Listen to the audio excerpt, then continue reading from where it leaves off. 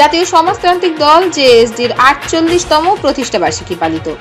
যুব উন্নয়ন এখন নতুন সাজে নতুন রূপে হক শপিং মল চৌমুহনীতে। ভর্তির জন্য আজই যোগাযোগ করুন বেগমগঞ্জ যুব উন্নয়ন টেকনিক্যাল ইনস্টিটিউট।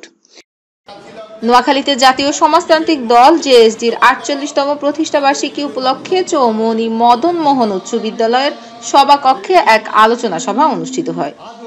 জেএসডির বেগমগঞ্জ উপজেলা সভাপতি আনোয়ারুল করিম মানিকের সভাপতিত্বে বক্তব্য রাখেন জেএসডি স্থায়ী কমিটির সদস্য ও কেন্দ্রীয় কার্যকরী কমিটির সহ-সভাপতি এম এ জলিল চৌধুরী, নোয়াখালী সভাপতি অ্যাডভোকেট কাউসার নিয়াজি, সাধারণ সম্পাদক বীর মুক্তিযোদ্ধা আমির হোসেন, কেন্দ্রীয় কমিটির সদস্য আবু তাহের আলাউদ্দিন, বীর মুক্তিযোদ্ধা দুলাল, সাবেক চেয়ারম্যান প্রমুখ।